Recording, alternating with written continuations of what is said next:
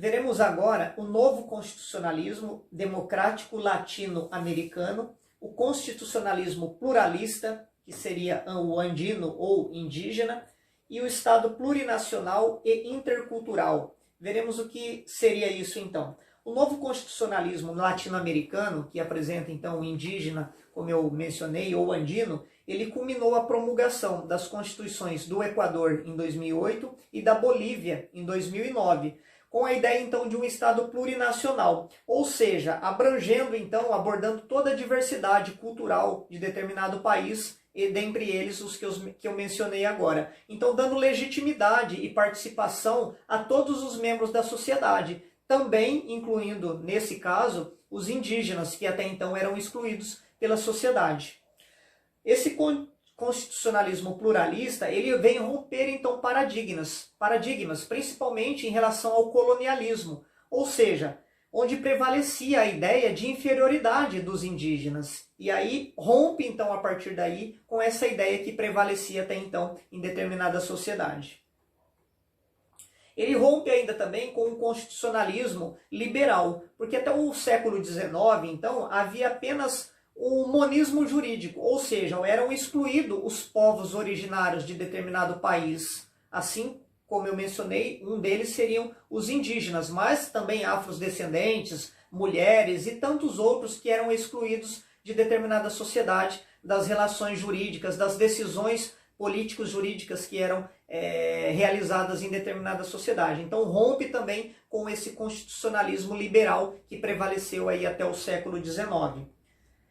Existe ainda o constitucionalismo social integracionista, que prevaleceu aí no século XX, e aí as marcas temos a Constituição do México em 1917 e da E.G. Meyer e da Alemanha em 1919, onde reconheceu então os direitos sociais. Houve um reconhecimento nessas duas constituições dos direitos sociais. E aí foi uma ampliação das bases de cidadania, integração dos índios com o Estado, também com o mercado, porém ainda sem romper definitivamente com essa ideia de monismo jurídico ainda que havia, de poucos ali participando de forma efetiva e concreta ali na elaboração das normas do Estado. E aí nasce então o constitucionalismo pluralista, já no final do século XX, início do século XXI, e aí ele se dá em três fases: no ciclo multicultural, no ciclo pluricultural e no ciclo plurinatural.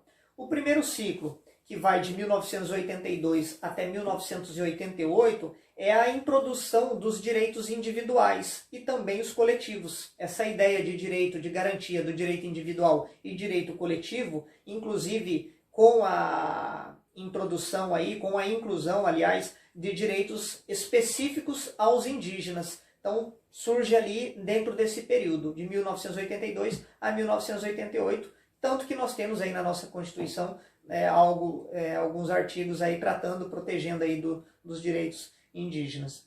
E aí depois, de 1989 até 2005, foi incorporado então os direitos contidos principalmente no Convênio 169 da OIT, Organização Internacional do Trabalho, onde se desenvolve o conceito de uma nação multiétnica, da multietnia, num Estado pluricultural, ou seja, um pluralismo jurídico, reafirmando o direito de indígenas, de afrodescendentes e assim por diante, nesse período que vai de 89 até 2005. E aí, por fim, o ciclo plurinacional de 2006 a 2009, com o reconhecimento definitivo ali dos indígenas como nações originárias, sujeitos políticos de direito, chamados a participar dos novos pactos do Estado, de tudo aquilo que o Estado vai organizar e elaborar. Então essa participação assim mais efetiva de todas as classes aí dentro da nossa sociedade.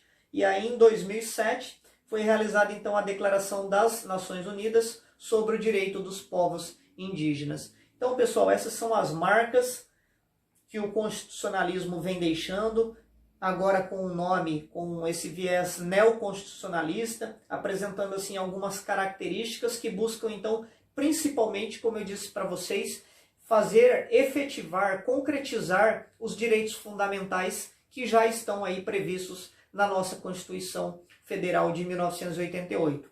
tá bom? Espero que vocês consigam aí se aprofundar nos estudos, espero que aí vocês estejam tirando proveito de todos esses dias que nós estamos aí ficando um pouco mais em casa, para poder fazer aí um estudo mais aprofundado da nossa Constituição, certo? Ficamos por aqui e aí nos vemos então na próxima aula. Até mais!